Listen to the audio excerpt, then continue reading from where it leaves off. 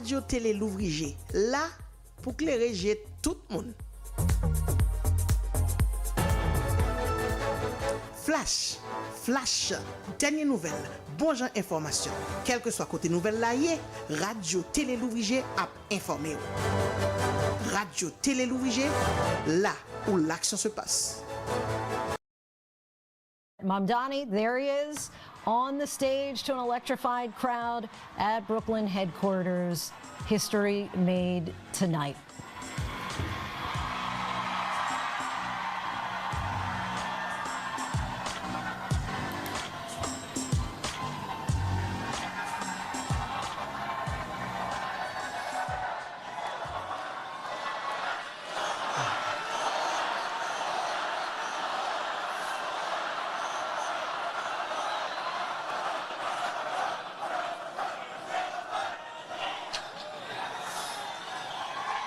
Thank you, my friends.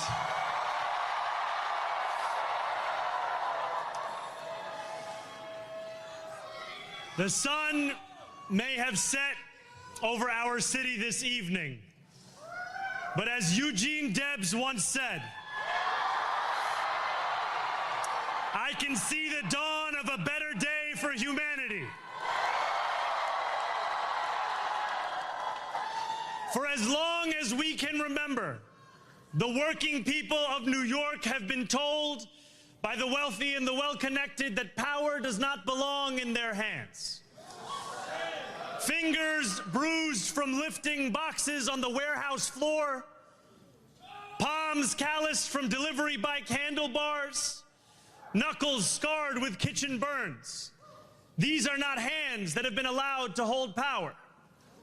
And yet, over the last 12 months, you have dared to reach for something greater. Tonight, against all odds, we have grasped it. The future is in our hands. My friends, we have toppled a political dynasty.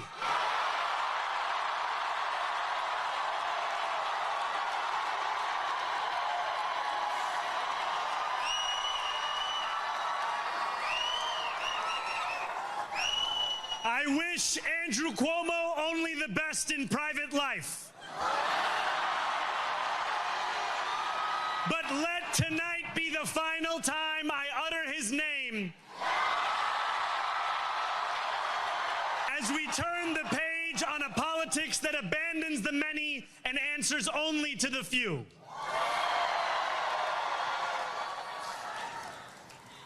New York, tonight you have delivered a mandate for change, a mandate for a new kind of politics, a mandate for a city we can afford, and a mandate for a government that delivers exactly that. On January 1st, I will be sworn in as the mayor of New York City.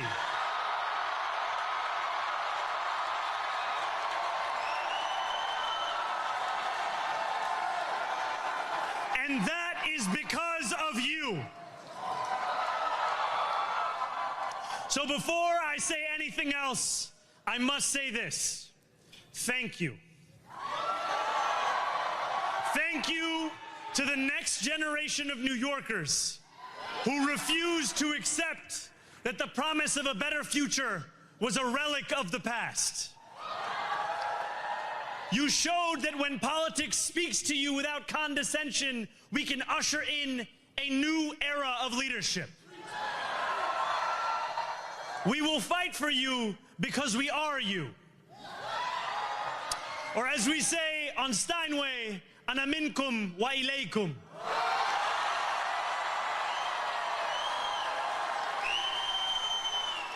Thank you to those so often forgotten by the politics of our city who made this movement their own. I speak of Yemeni bodega owners and Mexican abuelas.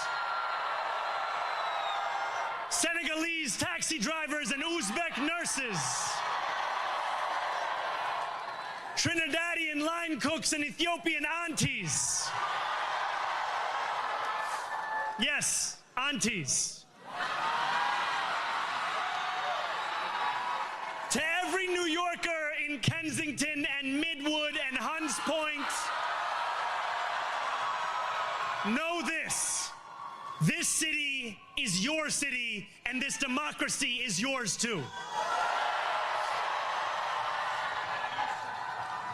This campaign is about people like Wesley, an 1199 organizer I met outside of Elmhurst Hospital on Thursday night.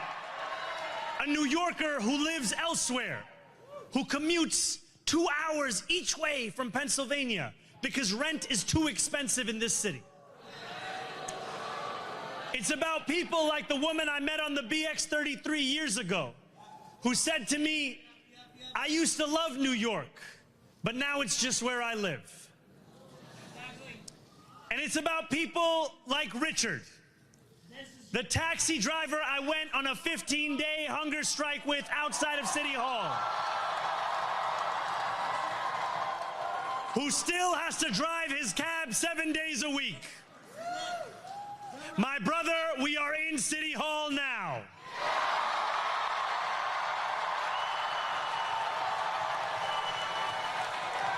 This victory is for all of them, and it's for all of you. The more than 100,000 volunteers who built this campaign into an unstoppable force. Because of you, we will make this city one that working people can love and live in again. With every door knocked, every petition signature earned, and every hard-earned conversation, you eroded the cynicism that has come to define our politics. Now I know that I have asked for much from you over this last year. Time and again, you have answered my calls. But I have one final request. New York City, breathe this moment in. We have held our breath for longer than we know. We have held it in anticipation of defeat. Held it because the air has been knocked out of our lungs too many times to count. Held it because we cannot afford to exhale. Thanks to all of those who sacrificed so much, we are breathing in the air of a city that has been reborn.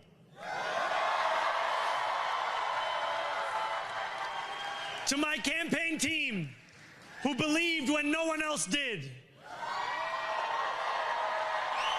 and who took an electoral project and turned it into so much more, I will never be able to express the depth of my gratitude. You can sleep now. To my parents, Mama and Baba, you have made me into the man I am today. I am so proud to be your son. And to my incredible wife, Rama,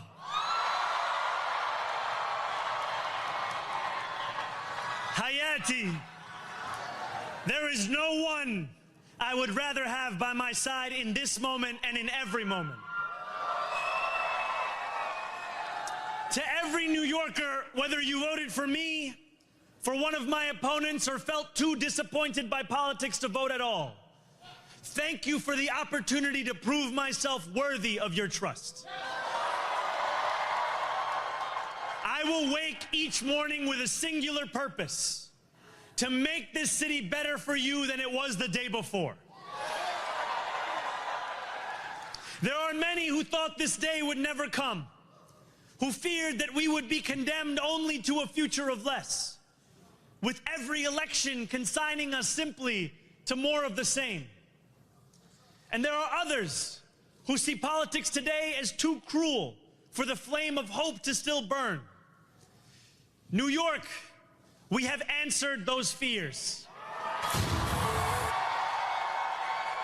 Tonight we have spoken in a clear voice. Hope is alive. Hope is a decision that tens of thousands of New Yorkers made day after day, volunteer shift after volunteer shift, despite attack ad after attack ad. More than 1 million of us stood in our churches, in gymnasiums, in community centers, as we filled in the ledger of democracy. And while we cast our ballots alone, we chose hope together. Hope over tyranny. Hope over big money and small ideas. Hope over despair. We won because New Yorkers allowed themselves to hope that the impossible could be made possible. And we won because we insisted that no longer would politics be something that is done to us. Now it is something that we do.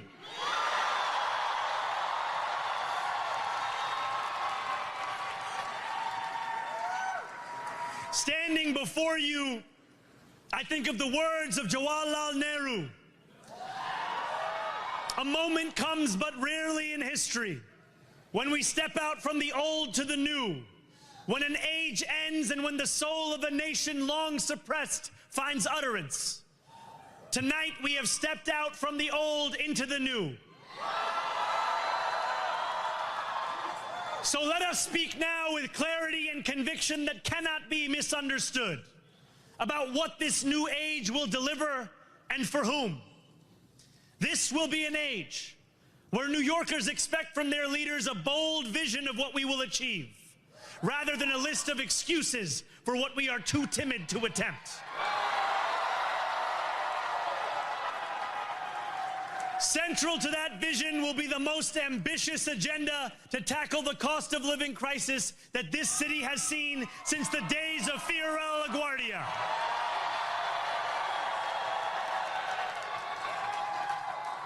An agenda that will freeze the rents for more than 2 million rent-stabilized tenants. Make buses fast and free. And deliver universal child care across our city. Years from now, may our only regret be that this day took so long to come. This new age will be one of relentless improvement. We will hire thousands more teachers. We will cut waste from a bloated bureaucracy. We will work tirelessly to make lights shine again in the hallways of NYCHA developments where they have long flickered. Safety and justice will go hand in hand as we work with police officers to reduce crime and create a department of community safety that tackles the mental health crisis and homelessness crises head on. Excellence will become the expectation across government, not the exception. In this new age we make for ourselves, we will refuse to allow those who traffic in division and hate to pit us against one another. In this moment of political darkness, New York will be the light. Here, we believe in standing up for those we love. Whether you are an immigrant, a member of the trans community, one of the many black women that Donald Trump has fired from a federal job, a single mom still waiting for the cost of groceries to go down,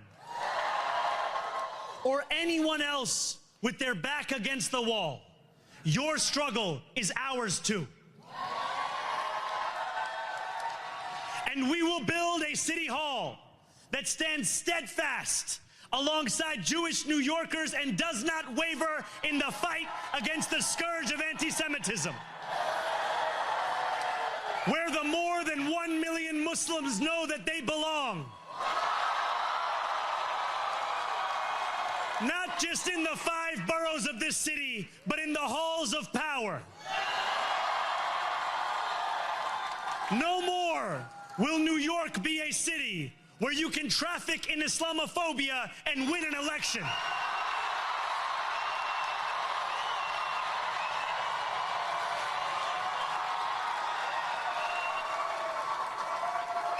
This new age will be defined by a competence and a compassion that have too long been placed at odds with one another.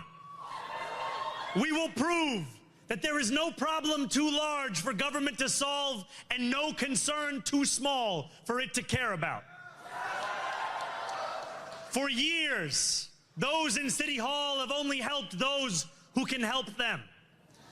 But on January 1st, we will usher in a city government that helps everyone. Now, I know that many have heard our message only through the prism of misinformation. Tens of millions of dollars have been spent to redefine reality and to convince our neighbors that this new age is something that should frighten them. As has so often occurred, the billionaire class has sought to convince those making $30 an hour that their enemies are those earning $20 an hour. They want the people to fight amongst ourselves so that we remain distracted from the work of remaking a long broken system. We refuse to let them dictate the rules of the game anymore. They can play by the same rules as the rest of us. Together, we will usher in a generation of change. And if we embrace this brave new course, rather than fleeing from it, we can respond to oligarchy and authoritarianism with the strength it fears, not the appeasement it craves. After all, if anyone can show a nation betrayed by Donald Trump how to defeat him, it is the city that gave rise to him.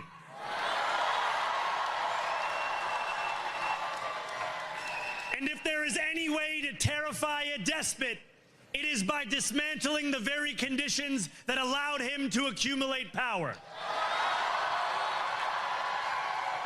This is not only how we stop Trump, it's how we stop the next one. So Donald Trump, since I know you're watching, I have 4 words for you. Turn the volume up.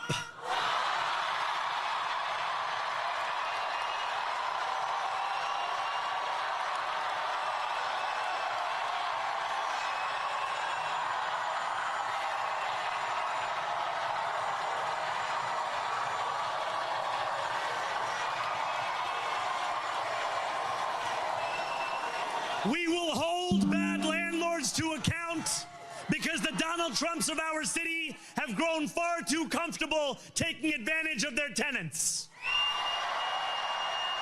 We will put an end to the culture of corruption that has allowed billionaires like Trump to evade taxation and exploit tax breaks. We will stand alongside unions and expand labor protections because we know, just as Donald Trump does, that when working people have ironclad rights, the bosses who seek to extort them become very small indeed. New York will remain a city of immigrants, a city built by immigrants, powered by immigrants, and as of tonight, led by an immigrant.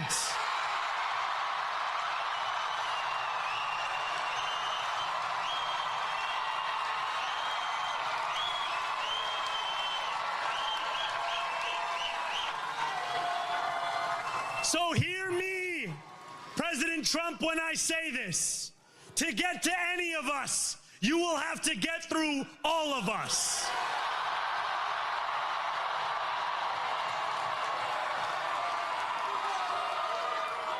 When we enter City Hall in 58 days, expectations will be high. We will meet them. A great New Yorker once said that while you campaign in poetry, you govern in prose. If that must be true, let the prose we write still rhyme, and let us build a shining city for all. And we must chart a new path, as bold as the one we have already traveled. After all, the conventional wisdom would tell you that I am far from the perfect candidate. I am young, despite my best efforts to grow older. I am Muslim. I am a democratic socialist. And most damning of all, I refuse to apologize for any of this. And yet, if tonight teaches us anything, it is that convention has held us back. We have bowed at the altar of caution, and we have paid a mighty price. Too many working people cannot recognize themselves in our party. And too many among us have turned to the right for answers to why they've been left behind. We will leave mediocrity in our past. No longer will we have to open a history book for proof that Democrats can dare to be great. Our greatness will be anything but abstract. It will be felt by every rent-stabilized tenant who wakes up on the first of every month, knowing the amount they're going to pay hasn't soared since the month before. It will be felt by each grandparent who can afford to stay in the home they have worked for, and whose grandchildren live nearby because the cost of childcare didn't send them to Long Island. It will be felt by the single mother who is safe on her commute and whose bus runs fast enough that she doesn't have to rush school drop-off to make it to work on time. And it will be felt when New Yorkers open their newspapers in the morning and read headlines of success, not scandal. Most of all, it will be felt by each New Yorker when the city they love finally loves them back. Together, New York, we're going to freeze the... Together, New York, we're going to make buses fast and... Together, New York, we're going to deliver universal... Let the words we've spoken together, the dreams we've dreamt together, become the agenda we deliver together.